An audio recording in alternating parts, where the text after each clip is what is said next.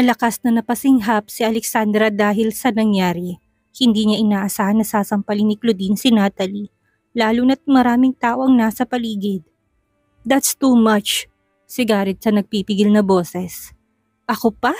Pabalang na sagot ni Claudine, ngunit natigilan din ng mapansin na halos pinagtitinginan na sila ng mga tao. Maging ang nasa ikalawang palapag ng mansyon ay dumudungaw na para makita ang nangyayari. "Paalisin mo ng babaeng yan." Halos magtagis ang bagang ni Claudine. Nagbulungan ng mga tao at dahil sa kahihiyan ay tinakpan ni Natalie ang kanyang muka. Ginawa namang pananggalang ni Garrett ang malaki niyang katawan para itago ang babae. "Let's go." Si Garrett, ngunit hindi umalis si Natalie sa kinatatayuan nito. "Nanghihina ang tuhod ko," umiiyak nitong sabi. "Look what you've done, Mom," galit na sambit ni Garrett. Muli ay parang sinilaban ang galit ni Claudine. Talagang gusto ni Natalie ng iskandalo? Sinubukan ni Claudine na hatakin ang braso ni Natalie pero napigilan to ni Garrett. "You can't walk? Then let me drag you."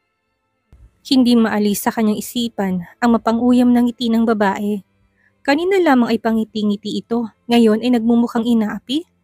"Tita," dahil sa pag-awat ni Alexandra kasabay ng pagprotekta ni Garrett, naiwas-iwas siya nito. Mataas ang suot niyang takong at medyo madulas ang sahig. Napakapit siya sa balikat ni Claudine at halos atakihin sa puso dahil sa muntik ng pagkakabuwal. Malakas ang pwersa ni Garrett na itulak ang ina nito, kaya maging siya ay halos tumilapon. Buntik na yon, wala sa sariling hinawakan niyang tiyan dahil sa takot na lumukob sa kanyang sistema. "Alexandra!" Halos pasigaw na sabi ni Claudine nang makitang pamumutla niya. "Ayos ka lang?" Nag-aalala nitong tanong. Hindi niya maibuka ang bibig. Inalalayan siya ni Claudine. Hindi niya alam kung ipagpapasalamat niya na muntik na siyang madulas dahil tumigil na sa wakas ang ginang sa pagsugod kay Natalie. "Walang hiya ka talaga!" Galit na bumaling si Claudine kay Garrett at Natalie. Nang magtamang tingin nila ni Garrett, nakita niya pagdaan ng takot at pag-aalala sa mga mata nito. Hindi niya alam kung para kanino yon. Ngunit nang mapansin na halos yakapin na nito si Natalie, para maprotektahan lamang ay kagad na sumikip ang kanyang dibdib. Hinawakan niyang baraso ni Claudine at marahang tumango kay Garrett. Senyales na siya na ang bahala kay Claudine para makaalis na ang dalawa.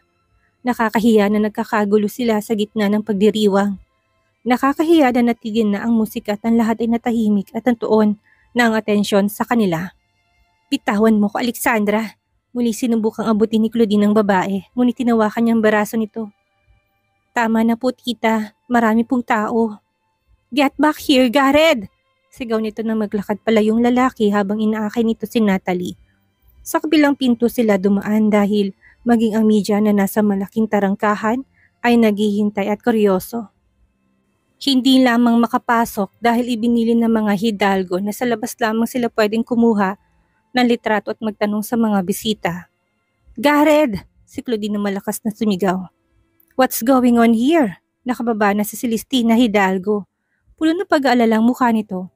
"What are you doing, Claudine?" Galit nitong sabi. Hindi nakapagsalita si Claudine bagkus ay halos maiyak ito sa galit. Hindi pala alampasin ni Claudine ang nangyari ngayong gabi. Hindi niya kailanman naisip na lumaking tatanga-tanga si Garrett. Bakit itong magpapauto kay Natalie? Halatang umaakto lang ito. "I'll go get them." Determinadong saad ni Claudine. Mahirap pakiusapan si Garrett, lalo na si Natalie. Mukhang hanggat hindi niya ginagamitan ng karahasan ng dalawa, ay patuloy nitong bababuhin ng dignidad ni Alexandra. Matatanggap niya pa kung siya na hinintay man lang ni Garrett na maghiwalay na sila ni Alexandra bago nito halos ibalandrang kabit sa publiko. Hindi na napigilan ni Alexandra ang babae. Malalaki ang hakbang nito at sumunod kay Garrett. "Where is she going?" Si Celestina na gulong-gulo. "I'm sorry, susundan ko po si tita," tanging nasabi niya. Mabilis siyang naglakad at sumunod sa ginang. Ang ilang panauhin na nakakita sa nangyari ay mas lalong umingay. "Isn't it Claudine?" Susundan nito si Garrett at Natalie. Bakit? Ayaw ba ni Claudine kay Natalie? Yun ang narinig niya bago niya narating ang malaking pinto patungo sa likod ng bahay at hardin. Hindi siya maalam sa pasikot-sikot ng mansyon pero dahil natanaw niya ang likod ni Claudine, sinundan na lamang niya ang babae. Masyadong malaki ang garden.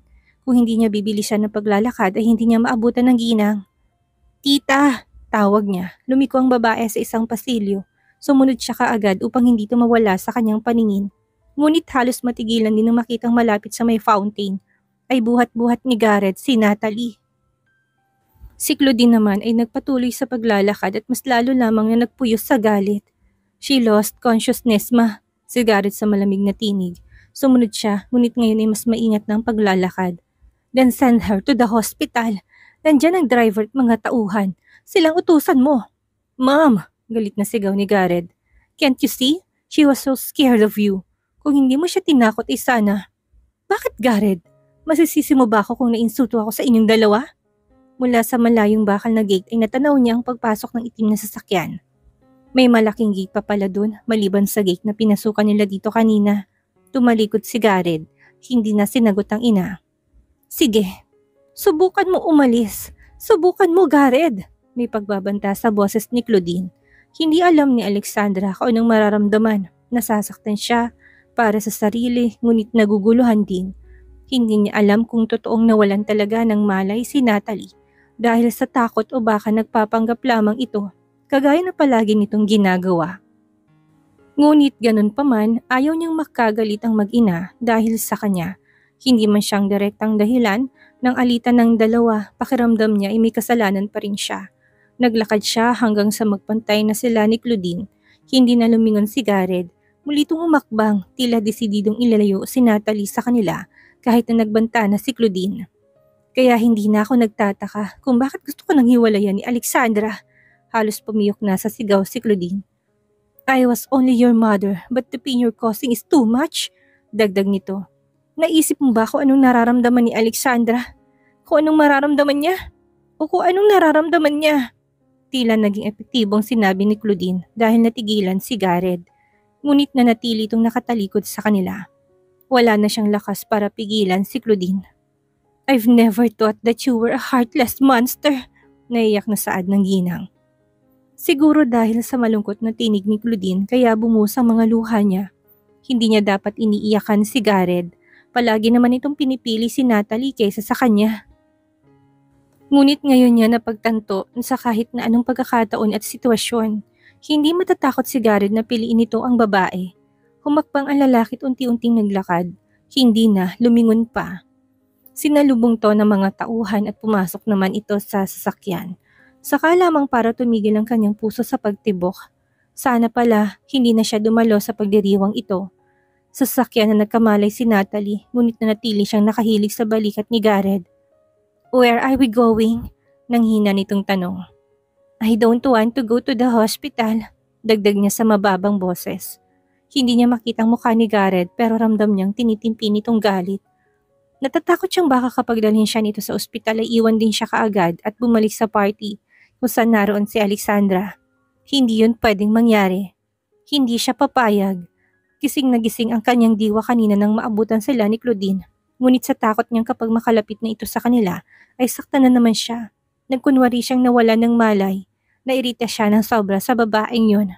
That lunatic old witch. Kung hindi lang ito mami ni Garrett ay talagang hindi siya papayag na inaapi siya nito. Tignan lang natin sa oras na piliin na ako ni Garrett ay siguradong hindi na niya ako magagawang saktan. At hindi na ako papayag na api-apihin lang ako nito. Sigaw ng kanyang isip. I've already informed Hera. Susundin ka nila sa intersection. Walang emosyong saad ni Garrett. Napaawang ang kanyang bibig at bumakas ang matinding gulat sa kanyang mukha. What the heck? Ngunit bago pa siya makapagreklamo ay tumigil na sa gilid ng daan ng sasakyan at natanaw niyang pamilyar na puting kotse. Hindi mo ko ihahatid? Medyo natataranta niyang saad. My mom's on the party and Lola Celestina's probably worried for what happened. Babalik ako para ayusin ang nangyari.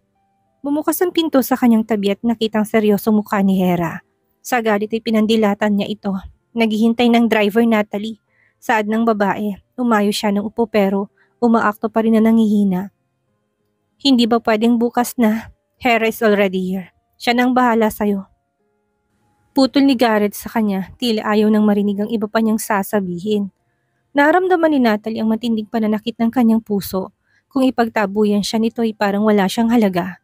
Hinawakan siya ni Hera at tinulungan na makalabas ng sasakyan. Nangilid ang kanyang luha at parang pinagtaksilan siya ng lahat. Hindi ganito ang inaasahan niya. Iniisip niyang sasamahan siya ni Garrett na mag-book sa isang hotel at doon ay aalagaan siya, habang humihingi ito ng tawad sa ginawa sa kanyang ina nito. Isinara ni Hera ang pinto at kagad naman na umalis ang sasakyan, na tila ba nagmamadaling bumalik sa party. Pumihit siya paharap kay Hera. Ngayon ay hindi na napigilan ang pagtagsa ng kanyang emosyon. Napahiya siya sa party. Hiniya siya ni Claudine sa harap ng maraming tao. Tiniis niya yon sa pag-aakalang sa paraan na yon ay kakaawaan siya ni Garrett at pipiliin siya nito ngayon. Nang makitang kanyang pag-iyak, sinubukan ni Herang aluin siya pero mas lalo lamang na lumiyab ang kanyang galit. Tinulak niya ito at mabibigat ang bawat na nagmamarcha sa palapit na naghihintay na sasakyan. Shit! Paulit-ulit niyang sigaw hanggang sa makapasok sa sasakyan. Bakit ba kayo pumunta? Did I ask you na sunduin ako? Ngayon ay kay Hera at sa driver niya na ibaling ang galit at init ng ulo. Natahimik ang driver at nagyuko ng ulo. Si Hera ay walang expression sa mukha. Nakatanggap ako ng message galing kay Garrett. I was so worried. Akala ko kung napano ka na. I was humiliated by his bitch mother. Naroon din si Alexandra. Kung babalik siya, magkikita ulit sila. Kailangan ko ring bumalik. Manong, bumaling siya sa driver. Bumalik tayo sa mga Hidalgo. Wag Manong, pigil ni Hera. Binalik nitong tingin sa kanya, seryosong mukha. Nat, nakita mo naman nagalit si Garrett. Baka kapag bumalik ka, mas lalo lamang magalit yun. We have to be cautious. Tingin mo kakausapin yun ni Alexandra? O tingin mo nandun pa? Of course, pinutol niya si Hera. Alexandra's desperate to steal my man. Kapag bumalik si Garrett, sigurado kung lalandin at aakitin na to. Kagaya na palagi niyang ginagawa. Ang itsura ni Alexandra sa party, she looks so well prepared. Galit na bulong ng kanyang isip. Pinaghandaan nito ang gabing ito dahil alam nito ng babae yun na nandun din si Garrett. Hinawakan ni Hera ang nakakuyom niyang mga kamay. Nat, please calm down. Hindi mo kailangan mag-alala kay Garrett. We can just directly go to the hospital. Mamaya tatawagan ko siya at sasabihin na sobrang kailangan siya sa ospital. It always works, okay? Kahit na napipilitan ay tumango pa rin siya. Sa daan papunta sa ospital ay nakatanggap siya ng tawag mula kay Clarice. Hello? Bati niya. Is it true? Nag-alalang tanong ng babae. Did Tita Claudine hit you also? Naibalita sa akin ng kaibigan ko. Kumunot ang kanyang noo. Also? Bakit? Sinampal din ba ito ni Claudine? Are you okay, Natalie? Where are you? Sunod-sunod nitong tanong. Hindi niya nakita si Clarice kanina sa party. Akala niya hindi lang ito pumunta pero mukhang umalis ito dahil nauna ng inaway ni Claudine. Goodness, that old woman is so violent. I'm fine, matipid niyang sagot. Naalala niyang dahil kay Clarice kaya siya naimbitahan sa kaarawan ni Celestina Hidalgo. Mga prominenteng pamilya ang imbitado sa party pero hindi nakatanggap ng imbitasyon ng kanyang pamilya. Na labis na nakapagtataka. Nais ng lahat na imbitahan sila sa mga ganitong okasyon pero mukhang nakalimutan sila ng mga Hidalgo. Upang makakuha ng invitation card na kailangan para makapasok sa party, kinausap niya si Clarice tungkol sa bago nitong proyekto. Nagkunwari niyang nagustuhan niya ang idea nito at mabilis na nag-invest ng 2 milyon. Pinangako pa niyang kapag naging Mrs. Verado na siya ay patuloy siyang mag-i-invest sa lahat ng papasukin nitong negosyo. Agad naman itong binanggit ang tungkol sa mangyayaring party at binigyan siya ng invitation kagaya ng kanyang inaasahan.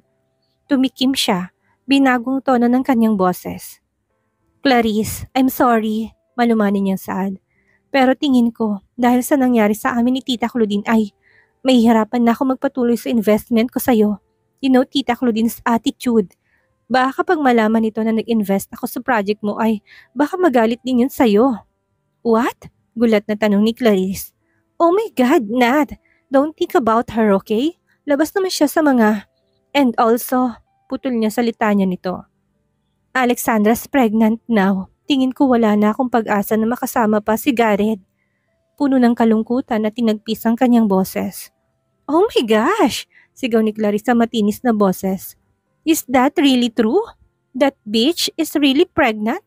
Si Kuya Garrett ang ama? Yes, malungkot niyang sagot. But Garrett doesn't know yet. I guess he wants to wait until the baby is born para mapilitan si Garrett na panagutan siya. No way! We should do something. Hindi pwede yan, Natalie. Taranta nitong sabi.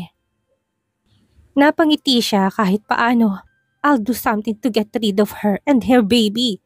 Please wag mo na sukuan si Kuya Gareth. I'm sure he still loves you. You feel the same for him. Kailangan lang mawalang Bruhilda ang Alexander na yon para wala nang hadlang sa inyo. Marahan siyang tumango. Natutuwa sa narinig na determinasyon sa boses ni Clarice.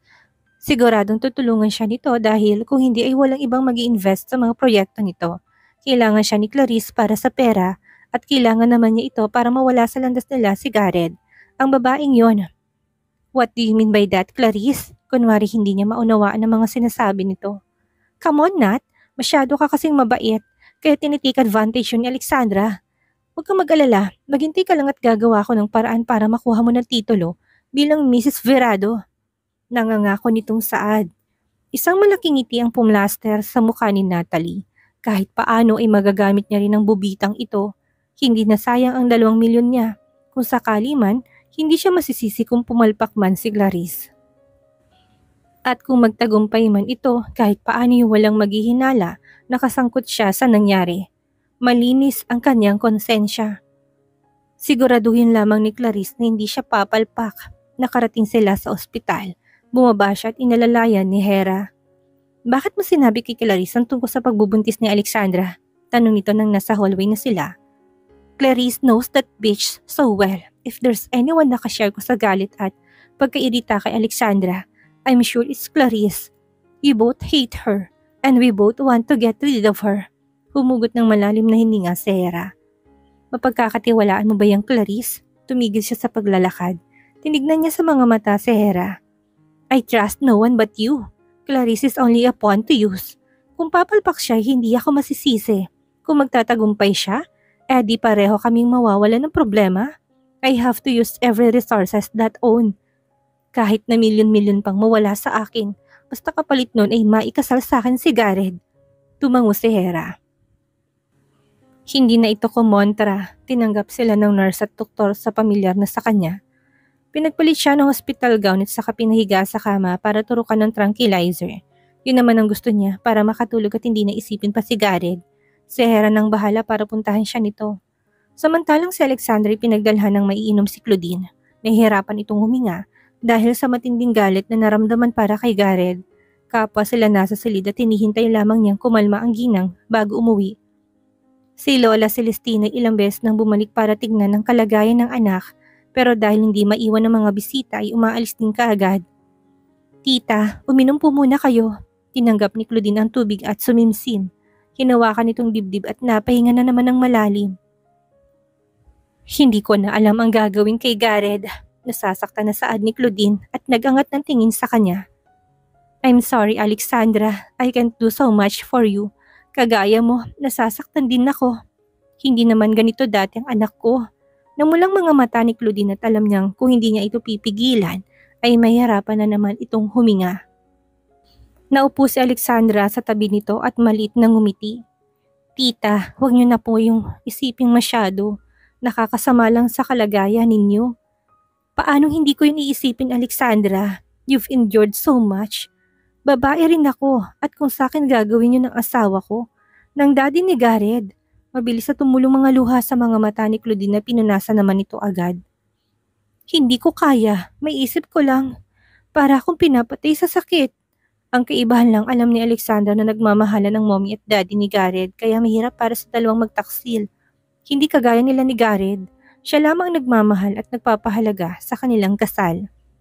Ayaw niyang ipakita sa ginang na nasasaktan din siya sa nangyayari. Kung maaari ay gusto niyang panatilihin ng matapang at matatag na ekspresyon sa kanyang mukha. Tumayo siya. Hindi pa po kayo kumakain. Sasabihan ko po ang kasambahay na dalhan kayo dito ng pagkain. Malungkot na ngumiti si Claudine at tumango. I'm sorry, Alexandra, if it weren't for Papa. Kung hindi lang lumala ang kalagayan ni Papa, ako na mismo gagawa ng paraan na matapos ng kasal ninyo. Kalagayan pa rin ni Senyor Melandro ang dapat nilang isipin.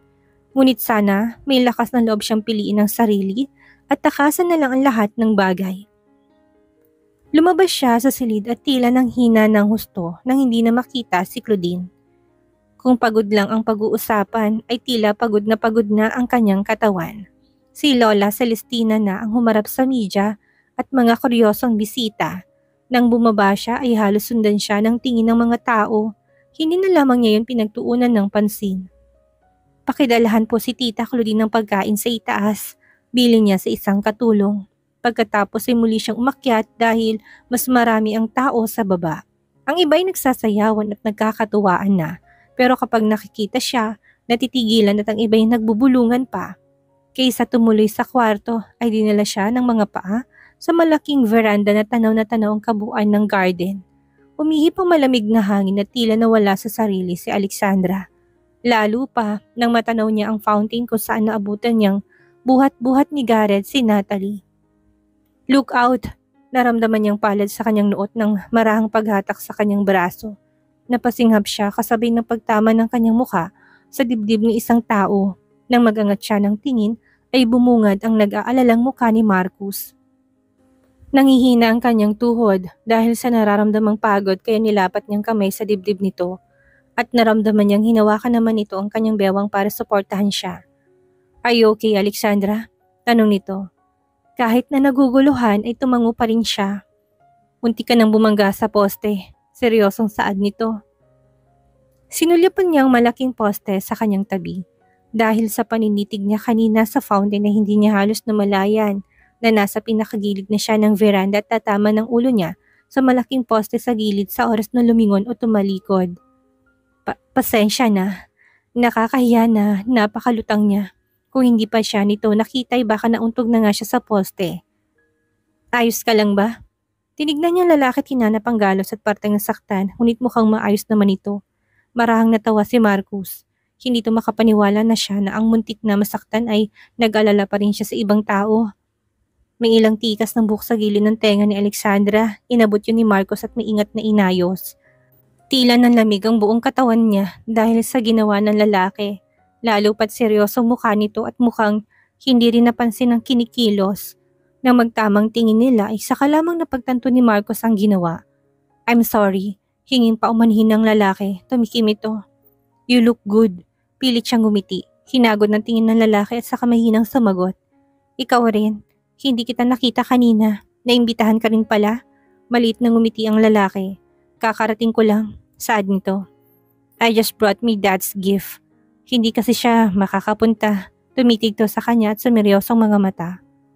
I didn't expect to see you here.